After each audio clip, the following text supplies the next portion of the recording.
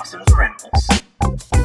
Hey YouTube, Dawson Writer here. Today we are coming to the end of the Core 5 Ranger colors for my series of videos ranking every Ranger color, or my favorite 5 Rangers of every Ranger color, in honor of Power Rangers Once and Always, with today being Black Rangers, finishing out the Core 5 Ranger colors from the OG.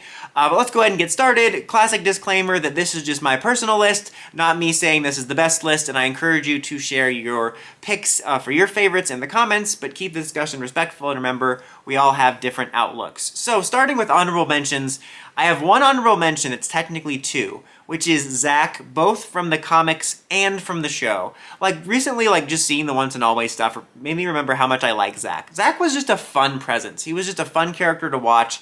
He could bring levity to the series, but he was never a clown. And so he could be funny and cool at the same time. I always loved the hip-hop Kido as something that was kind of this unique quirk of his character that's always remembered. And Walter Jones brings a lot of charisma to the role. And I do like regular Zach. Comic Zach, I think that he has a little bit less of that fun aspect. He's a little bit more of a serious character, actually, having an arc where he was considered to be the Green Ranger because he disagreed with some of Zordon's methods. But he, much like the rest of the Peace Conference trio, became some of my favorites and took characters that didn't have an enormous amount of depth in the series and made them far more interesting. And so they're almost two different picks, because I would actually argue Comic Zach deviates the most from the blueprint of Show Zach compared to Trini and Jason. It's not like there's lacking aspects totally, but he feels a little bit more like a different character, so they're both kind of honorable mentions. So it's like a 1 and 2 pick at once. Alright, now for the actual top 5. Coming in at number 5 is Chase from Dino Charge. Now, like a lot of Neo Saban era Rangers, he doesn't have a lot of character or development to him. I just personally enjoyed the hell out of Chase. I thought he was just a lot of fun to watch. You know, they used the phrase hotshot from Kyoryuger, but I associate it more with him because it just became this sort of fun bit with him. You know, I like that he was this vehicle for the forced New Zealand mentions, like, oh, Pavlova, New Zealand, blah, blah, blah, let's get money. But that's not why I like him, but it's just a funny aspect. I just found him to be a very charming and likable Ranger that I just couldn't help but like, and whenever I think of my favorite Black Rangers, I just like his character. It's solely based on just the general performance of him. You know, I'm still forever annoyed by that arc where the Energem unbonded from for making fun of his friend. Everybody makes fun of your friends. That's how you know your friends, you judgy Energem.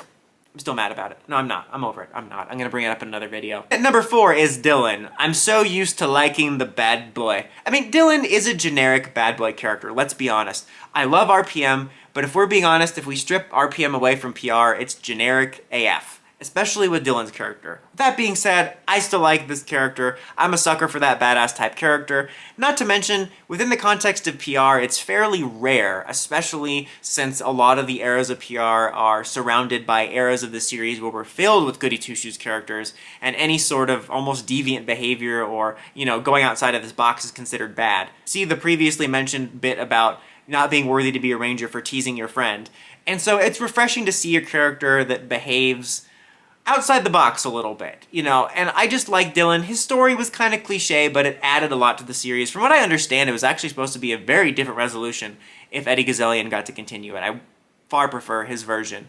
But regardless, I still just like Dylan, even if he is a bit of a cliche. It was a cliche story, but he had an interesting character arc, and he had an interesting dynamic. I liked his romance with Summer, but most of all, I liked his dynamic with Ziggy. I'm also a sucker for those sort of odd couple, kind of like, you know, stone cold character with the quirky character. That was actually my favorite. I actually preferred that a little bit to him in Summer. Number 3 is Tommy as Dino Thunder Black. Now this is a weird one because there's a couple of different, interesting picks for these lists, because generally when I was considering these lists, I was more so thinking about the Ranger color in terms of the core team.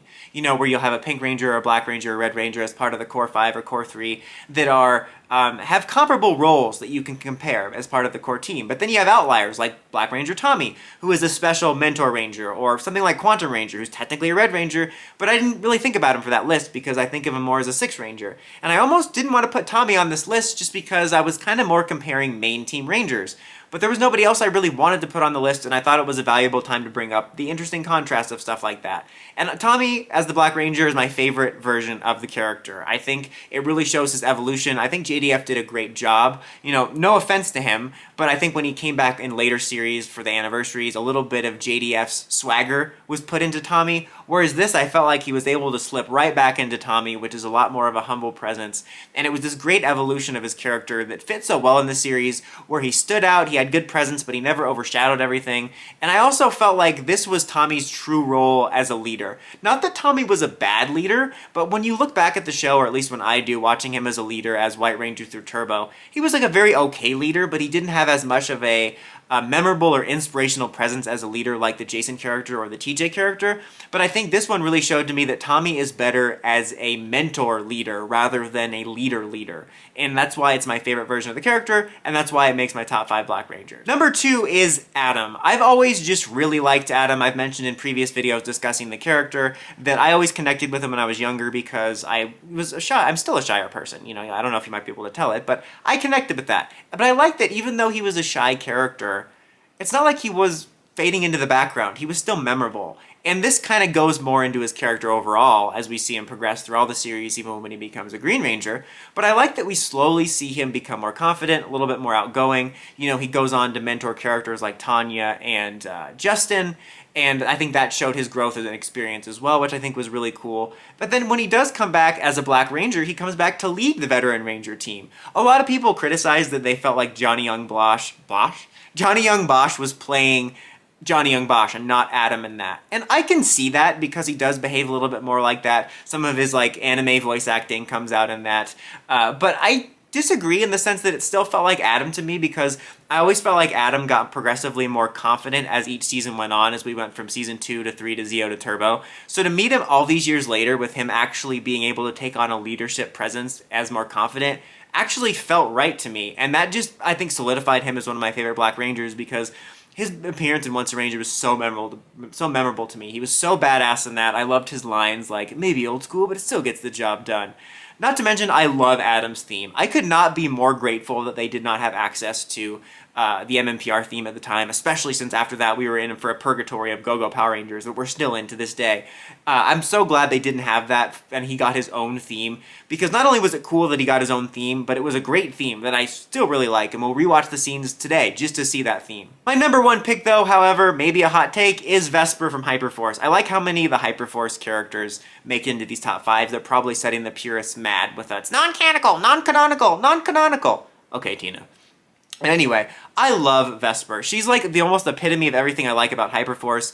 You know, Christina's performance makes it this really comedic and endearing character that has some of the funniest moments in the series. I'll never forget the Alpha, are you a Spanish? Or her trying to disassemble Alpha to make weapons, or always thinking Alpha was a secret enemy. She was so funny, but much like Chloe, who was on my favorite Pink Rangers, she wasn't just funny, but she had a really interesting backstory. And I would say actually the most interesting backstory and character of all the Rangers in that series, and for me was like the through line main story. And she became one of my favorite, not only my favorite Black Ranger, but one of my favorite PR characters of all time, as the most endearing, funny, and interesting character in the series, and one of them for all time for me. And she kind of represents my overall love of the Hyperforce series, and so she's a special character to me. Not to mention, a freaking Cerberus Black Ranger is badass, and I believe she was the first female Black Ranger. I think she beat out the 1969 Suicide Squad team by a little bit.